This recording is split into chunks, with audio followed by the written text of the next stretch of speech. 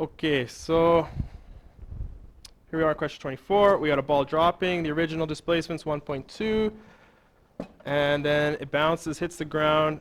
Now it's up at 0.86.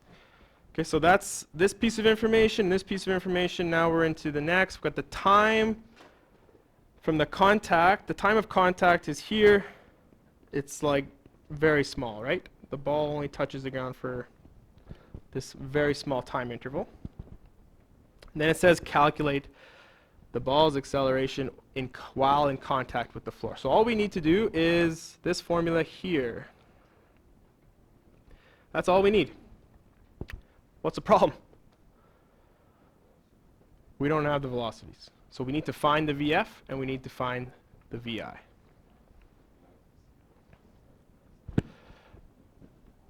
Question?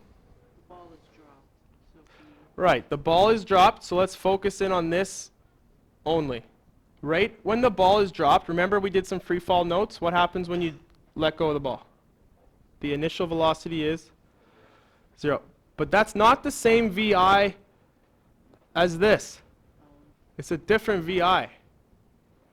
That's the VI of the initial contact.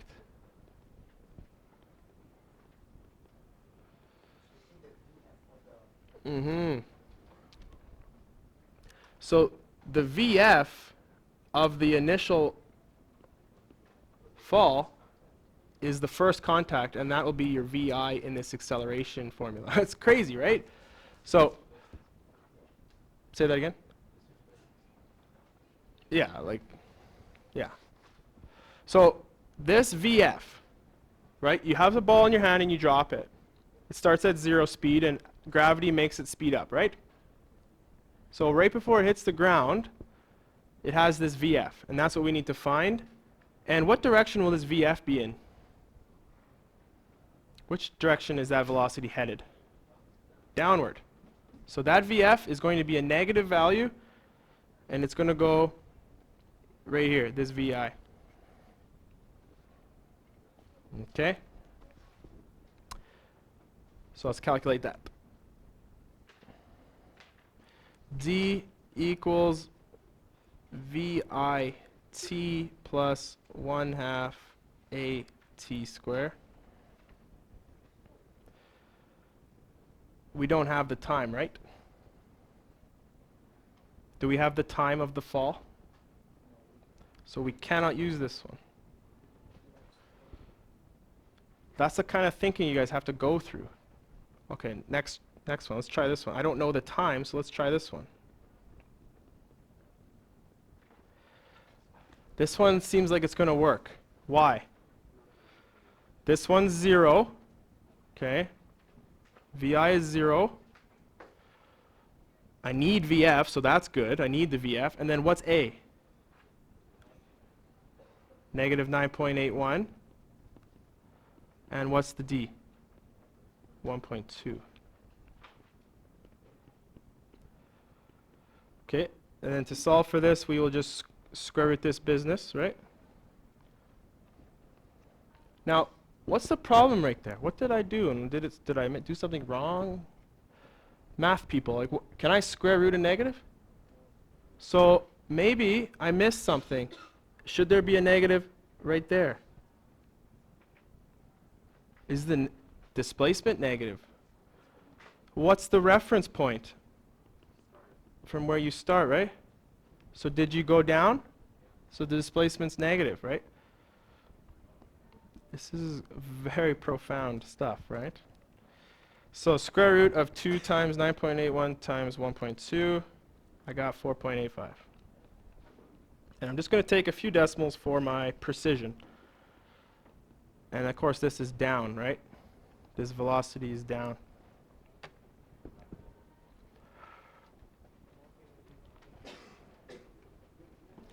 Okay, I'm just going to use my highlighter and I'm just going to color that part of the problem right here. Okay. Now I'm going to color this other part of the problem and I'll do it here.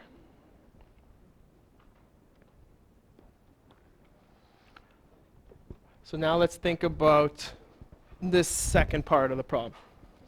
Yeah. Yeah.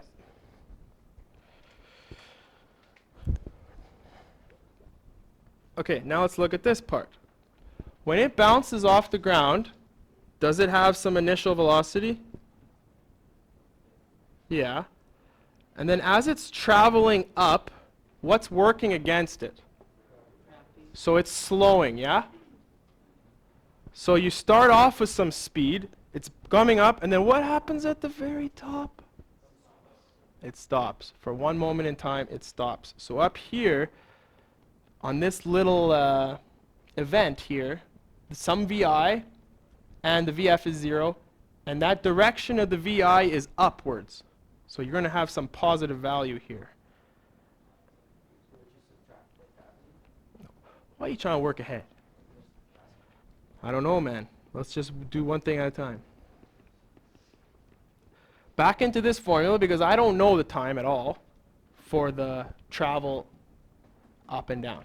All I know is the time for the contact. And I know that VF is 0. I'm trying to find out VI. I know gravity is negative 9.81. And this time, is the displacement positive or negative?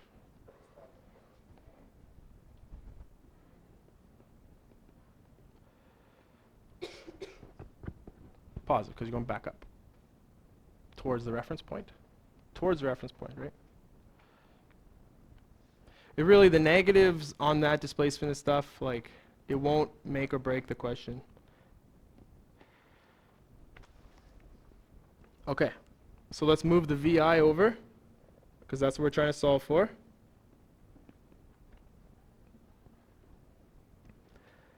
And we'll figure out that 2 times 9.81 times 0.86. I got like this 16 something. Negative 16.8732. Now, divide by a negative 1. Get rid of that. It becomes positive. Stupid screen.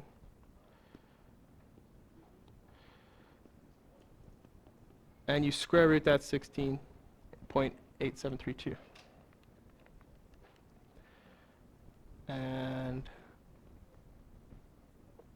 you get 4.107 and 7. Okay, and this is meters per second up. Now we can finally solve this crazy problem. Over here. Over here now.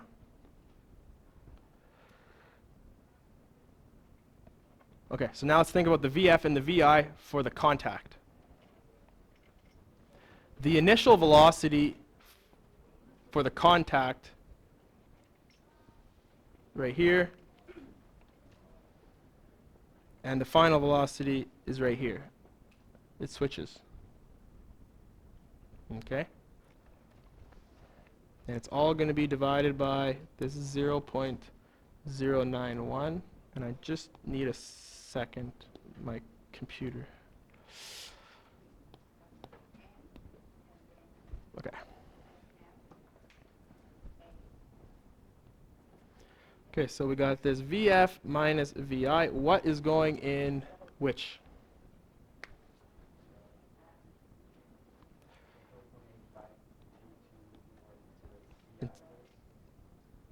Is that right? This. Good. And this here?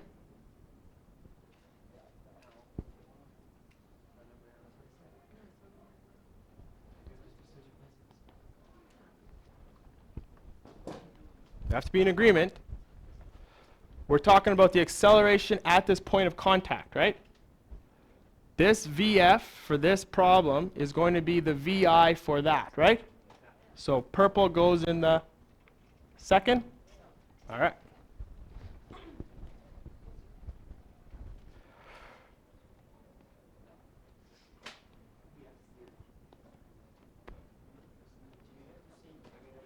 Yes, you do. This is very key. Okay? The purple is this negative, right?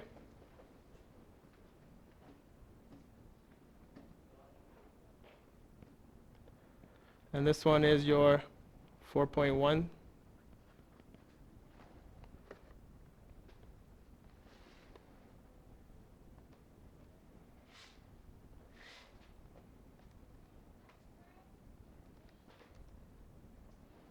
Okay, and then you get positive 98. Okay, and then like even this direction on this direction on the acceleration. So, did the ball slow down? It did, right? Of course. Now, I'll use my red pen. The initial velocity of the contact was headed this way, right? So what direction would the acceleration point if you're going to slow down? Opposite of down. So the acceleration vector is up.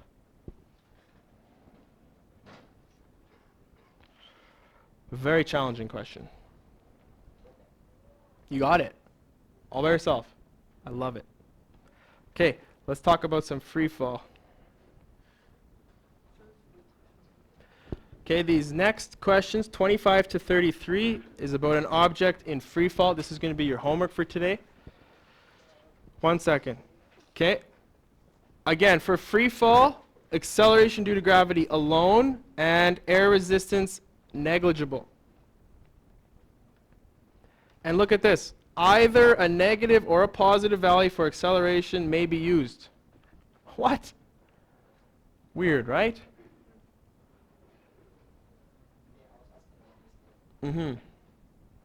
So, like, what's the answer to this?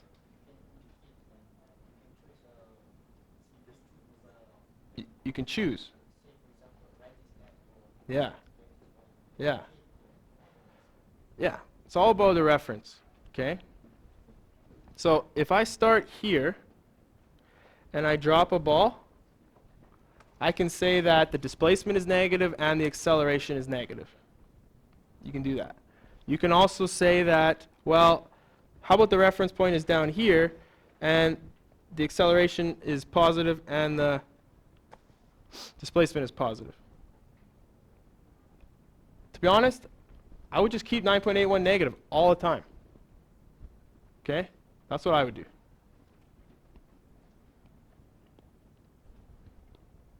Okay, free fall.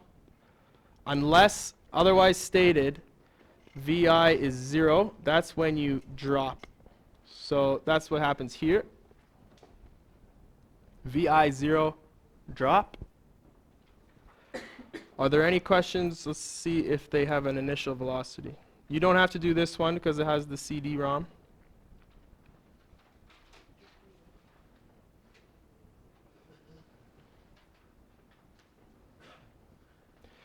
All right, let's take a look at 28. For this one, a projectile is fired upwards, so it will have some velocity and it will be positive. So I need to show you some stuff here. You guys know what quadratics are? The APs probably do. The regular math students.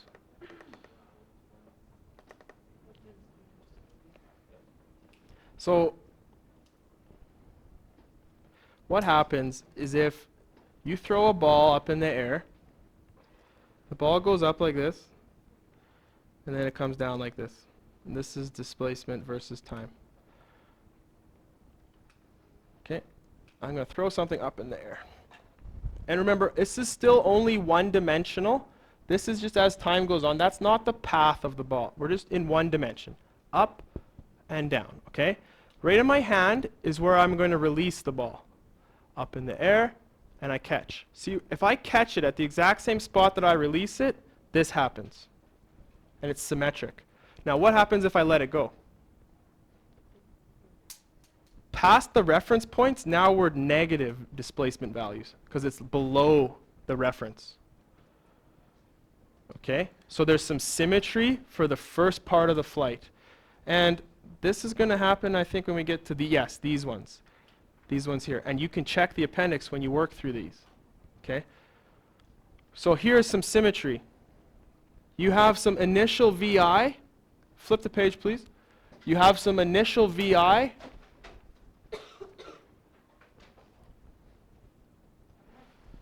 And I'm not sure if like this is, just work on this graph. Just take some notes. As the ball's going up, what are you working against? So what's happening to this velocity vector? It's slowing, right? So the arrow is getting smaller. At here, it's really small. And then what happens right here? VF, 0, there is no vector arrow. And then you use some symmetry, and it's going to be identical, but in the opposite direction. But what happens once you go past this reference point? Now you'll start to get even faster. Okay? And those sizes of the arrows are trying to indicate that. Question? Wouldn't it be V2 and the bottom one would be VF? Your VI and your VF you can pick wherever you want. Like depending on where, I could put a VF anywhere. This is wherever you want to analyze, right? Yeah, there's a VF down here too if you want. Yeah, I was just showing that at that spot. You pick your VI, VF wherever you want. Okay? So some symmetry in the quadratic relationship here. And then beyond that, you'll start to accelerate faster than the initial velocity. Right? So let's just throw out some numbers. If I throw that ball up at 5 meters per second, right at that same spot, on the way down, it'll be 5 meters per second. It'll just be down instead of up. And then it'll start to go faster than 5 after it passed the reference point. Okay? So we're working on free fall questions. I gave you some free fall notes I think maybe last week. So you got 25 and 26. We're not doing 27. You got 28. And all the way up to 33. And a few of these questions have the appendix, I think. Just 30. Just one? Just 30. Okay? And then tomorrow I will give you the key for all these questions.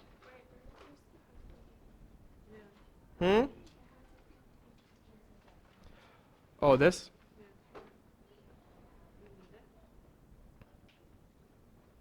No, I don't think you need it. Okay, let me give you some time to work. So you guys have about 15 minutes before the day's end.